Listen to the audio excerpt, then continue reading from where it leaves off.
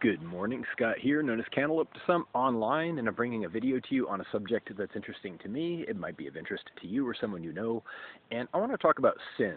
I've mentioned this in a couple of videos, but not with this particular emphasis. Sin is something I think people talk about, they still talk about it, but they don't understand what the idea is, what sin actually is. And I want to start by saying, in a perfect world, if you can imagine a perfect world, crime and sin would be kind of the same thing. Maybe we can agree on that. Maybe we can start from this point. Crime and sin have a lot in common, don't they? Crime is wrong. Hopefully we can agree on that too. Sin is wrong, and the reason why it's wrong, not because someone says it's wrong, is because it does harm. Okay, it does damage outside of an agreement that is unsupportable, unsustainable, and sin and evil have a relationship where evil is that which contains the seeds of its own destruction. It's rooted in short-term profit, and again, it usually involves some kind of behavior or decision-making that does harm or damage outside of an agreement. So, with that said, to define what I'm talking about in the first place, it's not mysterious. It's not, confusing. Sin is very real, and the biggest problem with sin is that you don't always have to pay that bill as the person who is doing the sin, or committing the sin, if you will, committing the crime. It gets paid eventually, but not necessarily right away. That's pretty easy to understand. If you jump in a swimming pool and you have to go to the bathroom and you relieve yourself in one corner of the pool and then quickly swim to the other corner, this is an analogy for sin. You did something you shouldn't in the pool, and you can swim away fast, but somebody else is going to have to deal with that. And when enough people do it, there's a bigger problem. That's the exact idea. It's going in the pool when you shouldn't, when you just are being lazy and you don't feel like getting out and using, a bush or a bathroom, what have you. There are better ways than to do it in the pool, and this is a perfect analogy for sin. However, now I want to be fair about this. Because there is this idea called original sin that supposedly everyone is born with. Catholics believe this. They've said it for centuries, if not millennia, that there's an original sin. And what that means is that as a living, mortal human being, there are things that are required just to exist that are sinful, such as killing, reproducing. I wouldn't say that reproduction is sinful. Now, here's kind of the point of this video: to disambiguate what is necessary for human behavior, necessary to just exist, and that should be forgiven or forgivable, and which isn't necessarily as evil as a lot of people like to say. Such as and it's an awkward subject, self-pleasure. A lot of people don't want to talk about it. It's, personal, it's private, and it's also considered to be sinful by a lot of people, and I want to talk about this just a little bit. There are a lot of things to be said for gratification, instant gratification, or gratification at the expense of other people. And it really does come down to which side of the balance you're on in terms of taking versus giving. It has to be some combination of both. It can't be all one or the other, or it's unsupportable in terms of interacting with people, whether it's online or whether it's in person.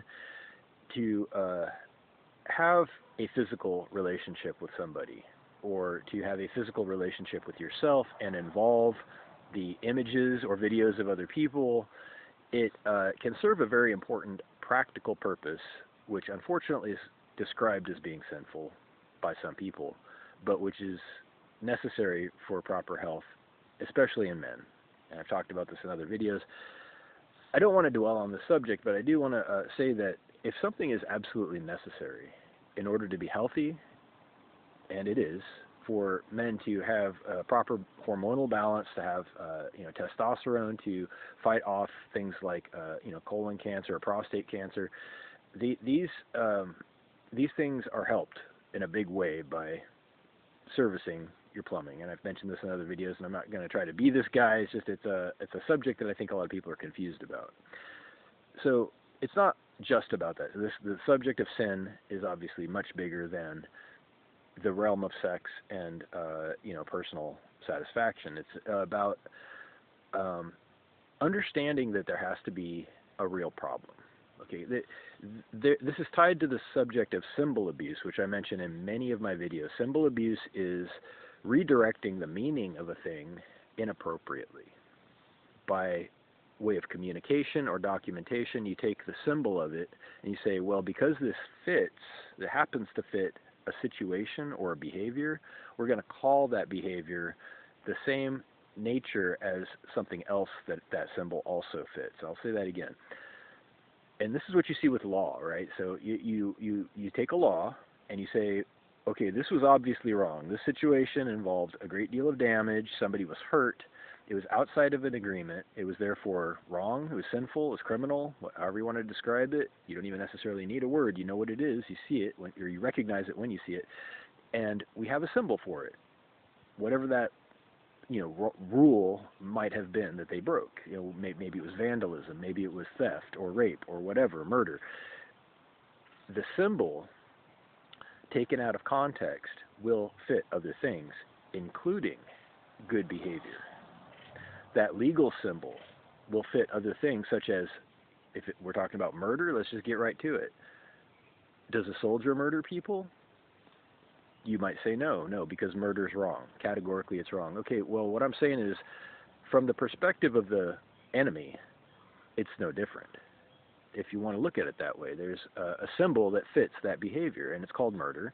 And I'm saying just because the symbol fits, there is no meaning outside of a context. You need the bigger picture to give it meaning. And you need a perspective. You don't just say, given the context without a perspective. It has to be from the perspective of some observer. So are we in the case of the soldier example, who is not murdering according to us, if he's our soldier, but the enemy is saying he's a terrorist, he's a murderer, he's sinful, he's criminal, and they're being honest about this. From their perspective, that's true. It's all true, and the symbol fits, but only given the context and from their perspective. You see how this works? Okay, so I want to get back to the subject of sin. Sin is no different in this regard. How law is symbolic. We have legal language. Language, when written down, becomes symbolic. You have paragraphs in books, and they're just symbols. Whether it's a single character or a whole paragraph, it's just a symbol. Sin is the same thing, potentially, when you describe a certain behavior. You say, oh, that's sinful. Doing such and such is a sin. It is no more sinful out of context than a law can be broken out of context. I will give you all day to think about this. You want to pause the video, come back later, take as much time as you need. I'm quite sure. I've thought this through. Without damage outside of a contract, without the sowing the seeds of its own destruction, without lying, cheating, or stealing at the base of it, without doing damage outside of an agreement, it's not sinful. Even if, especially if, some commandment happens to fit it, even if some law happens to fit the behavior, even if some description of a sinful behavior that happened in the past that was in fact sinful happens to fit the same behavior, it doesn't mean it was the same thing. There's a different context. That's why. There's a different situation. There's a different set of variables, different people, different reasons, different motives, different causes and effects, and all of this stuff defines the nature of the event in question. Hopefully this makes sense. People are super confused about this. There is sin. Sin is real. Don't get me wrong. I'm not saying that there is no sin. I'm not saying it's a matter of opinion either. I'm saying that it requires a real situation before you can even begin to analyze it. To say that something is symbolically sinful, to say that something is symbolically illegal, is meaningless. It's absurd. It's ridiculous because it makes no sense without the actual context of a real situation and a perspective from which you're speaking. These things are absolutely necessary for it to even make sense, for it to even begin to make sense. I hope all this makes sense. Okay, in final conclusion, I'm just over 10 minutes.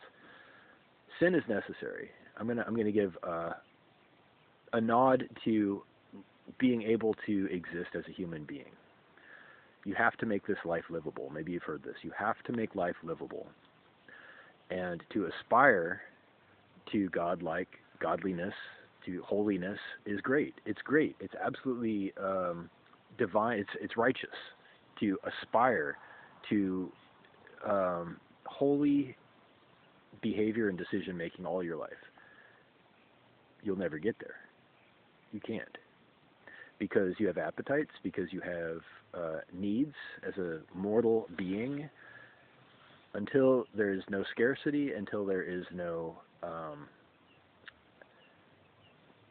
way to exist without eating, you have to kill something. Something. I'm not saying you have no choice in what to kill. That's a different conversation. But you have to kill something just to get by every single day. You kill something every day, whether you realize it or not. You pay someone, which might be worse, to kill something every day and bring it to you. So I forgive that. I understand and I forgive the necessity of sin. Everybody sins. Except, do you try to max it out or do you try to minimize it? This is the new question. What direction do you try to go in? Do you try to lean into it? Do you really just indulge and you abandon your inhibitions? You throw caution to the wind and just say, everybody be damned, and seek pleasure at any cost as long as it serves you? Or do you try to make things a little bit better than you found them in general? It's kind of that easy. Everything you touch, every situation you visit can be made better or worse by your visit. What do you try to do? And what do you succeed in doing? Those are the only two important questions to me. Did you make it better or did you make it worse? Hope that makes sense. Reach out with questions or comments below. Thank you. Have a great day.